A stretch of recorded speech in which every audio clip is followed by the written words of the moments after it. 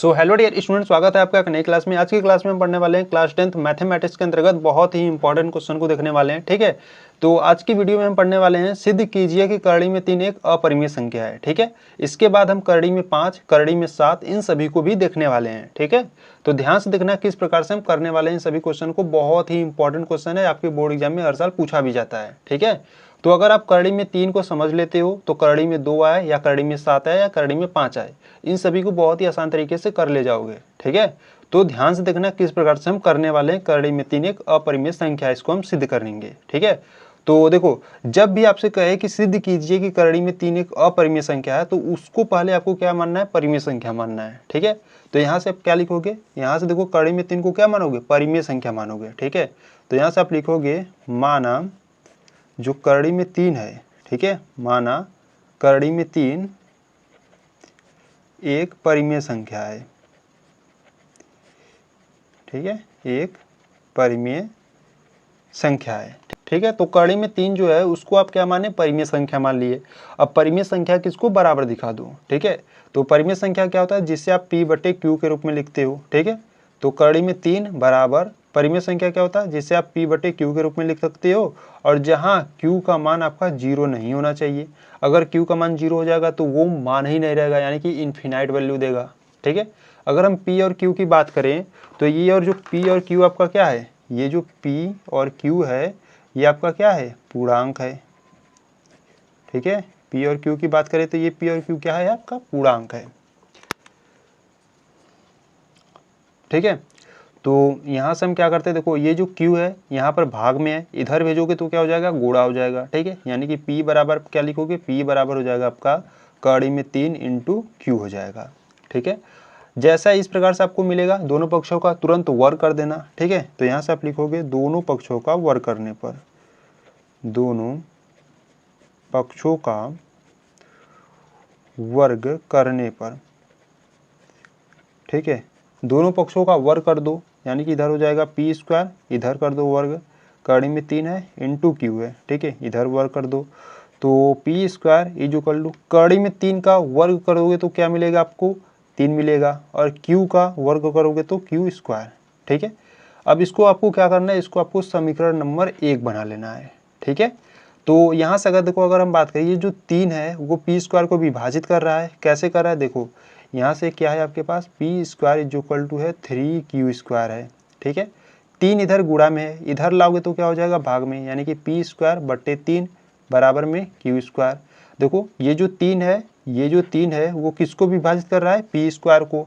ठीक है, तो यहाँ से आपको इसी प्रकार से लिखना है कि अतः जो 3 है या p है, ठीक है, यानी कि जो 3 है, यानी कि जो 3 है वो किसको विभाजित कर रहा है? p स्क्वायर को विभाजित कर रहा है। ठीक है, ये आपको लिखना होगा, विभाजित करता है। ठीक, जो 3 है p स्क्वायर को विभाजित करता है तो p को भी करेगा। ठीक है, इसीलिए जो 3 है वो p को भी विभाजित करेगा, p को भी विभाजित करेगा। अब कैसे करेगा अभी बताता हूँ, इसको समीकरण नंबर 2 बना लो। ठीक है, देखो, अगर p स्क्वायर को, अगर हम p स्क्वायर की बात करें तो p स्क्वायर को हम p इंटू पी बट्टे 3 बराबर में आपका है q स्क्वायर। ठीक है, यानी कि इसको आप लिख सकते हो p बट्टे 3 इंटू पी बराबर में q स्क्वायर। देखो, जो 3 है वो p स्क्वायर को भी विभाजित कर रहा है। ठीक है, तो इसी प्रकार से समझ लो कि जो 3 है वो अगर p स्क्वायर को विभाजित करता है तो p को भी करेगा।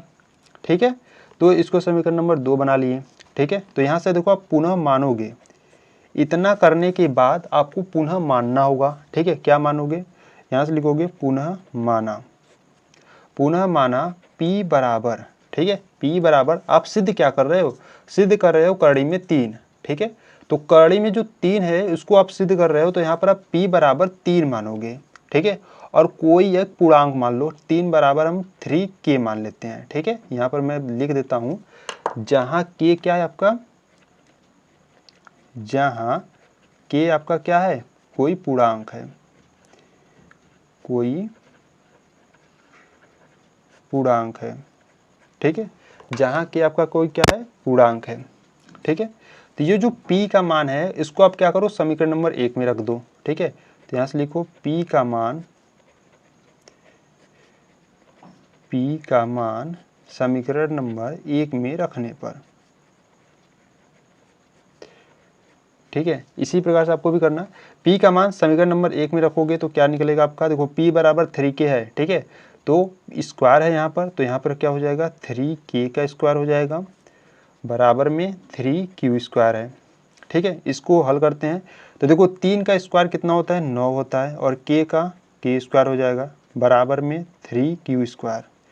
3 एक कम 3, 3 3 के 9, यानी कि यहाँ से आ गया 3k स्क्वायर बराबर में q स्क्वायर। ठीक है, अब यहाँ पे देखो 3 जो है वो किसको विभाजित कर रहा है, q स्क्वायर को कर रहा है। ठीक है, यानी कि देखो कैसे, आपके पास है 3k स्क्वायर बराबर q स्क्वायर है, 3 इधर गुणा में उधर भेजोगे तो क्या हो जाएगा, भाग में, यानी कि k स्क्वायर बराबर q स्क्वायर बट्टे 3, यानी कि जो 3 है वो q स्क्वायर को क्या कर रहा है, विभाजित कर रहा है। ठीक है, तो यहाँ से जैसे आप ऊपर p के लिए लिखे थे इसी प्रकार आप q के लिए लिखोगे।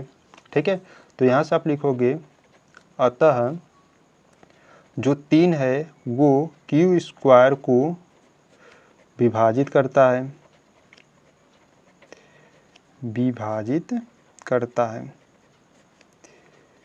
ठीक है, अब 3 जो है वो अगर q स्क्वायर को विभाजित कर रहा है तो q को भी करेगा। ठीक है, इसीलिए जो 3 है वो q को भी विभाजित करेगा।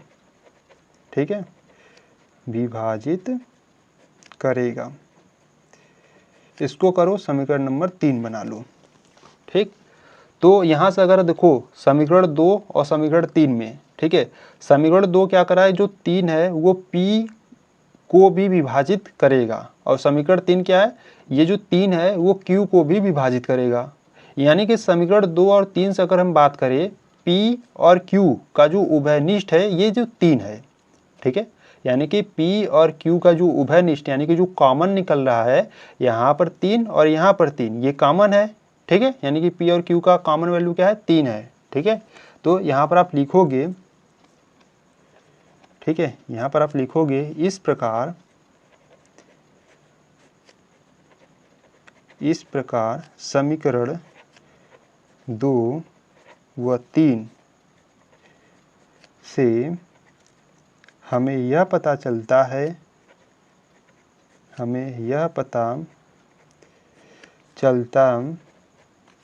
कि, ठीक है, हमें यह पता चलता है कि p व q का उभयनिष्ठ गुणनफल 3 है। ठीक है, जो हमारी कल्पना के विपरीत है,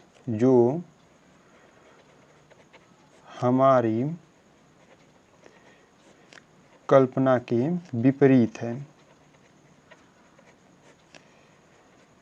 ठीक है, तो इसके बाद थोड़ा सा और स्टेटमेंट आपको लिखना होगा। ठीक है, यहाँ से आप नीचे लिखोगे अतः ये स्टेटमेंट जो है ये आपको लिखना ही होगा। ठीक है, तभी आपको नंबर मिलेगा।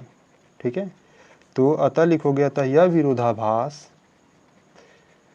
हमारी गलत कल्पना के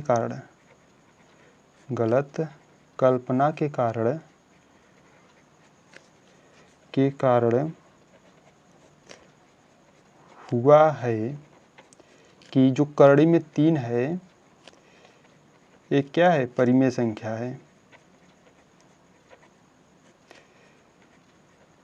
एक परिमेय संख्या है। ठीक है, अतः करड़ी में 3 एक अपरिमेय संख्या है। ठीक है, इस प्रकार से आपको सिद्ध करना है। ठीक है, तो आप क्या लिखोगे, आप लिखोगे कि इस प्रकार समीकरण 2 और 3 से हमें यह पता चलता है कि p और q का जो उभयनिष्ठ गुणनफल यानी कि जो कॉमन वैल्यू है वो क्या है, 3 है। ठीक है, जो हमारी कल्पना के विपरीत है। ठीक है, अतः यह विरोधाभास हमारी गलत कल्पना के कारण हुआ है कि जो करड़ी में 3 है एक परिमेय संख्या है। ठीक है। अतः करड़ी में 3 एक अपरिमेय संख्या है, ठीक है। हैंस प्रूव्ड या इति सिद्धम, इस प्रकार से आप लिख सकते हो, ठीक है। तो इस प्रकार से आपको बहुत ही सिंपल मेथड है ये, ठीक है। इस प्रकार से अगर आप बोर्ड एग्जाम में करते हो तो आपका एक भी नंबर नहीं कटेगा, ठीक है। तो अगर आपको करड़ी में 3 के स्थान पर करड़ी में 5 दिया जाए या करड़ी में 2 दिया जाए, ठीक है, या करड़ी में 7 भी दिया जा सकता है, ठीक है, तो उन सभी को भी आप बहुत ही अच्छे तरीके से इस प्रकार से कर सकते हो, ठीक है। बस आपको ध्यान यह देना है कि यहाँ पर जो आप पुनः माने हो, ये जो आप पुनः माने हो 3K, ठीक है, जब आप करड़ी में 3 सिद्ध कर रहे हैं तो यहाँ पर 3 मानोगे, ठीक है। करड़ी में 2 सिद्ध करोगे तो P बराबर 2 के मानो, ठीक है। करड़ी में 7 यहाँ पर अगर सिद्ध करोगे तो यहाँ पर आप 7 के मानोगे, ठीक है। यानी कि जो यहाँ पर आप सिद्ध करोगे और यहाँ पर आपको वही संख्या मानना होगा, ठीक है। ये अब जो K जो है आपका पूर्णांक है, ठीक है। तो इस प्रकार से बहुत ही अच्छे तरीके से आप प्रूव कर सकते हो, जो भी आए, ठीक है, उन सभी को बहुत ही अच्छे तरीके से प्रूव कर सकते हो, ठीक। चलो मिलते हैं नेक्स्ट वीडियो में, तब तक के लिए जय हिंद जय भारत।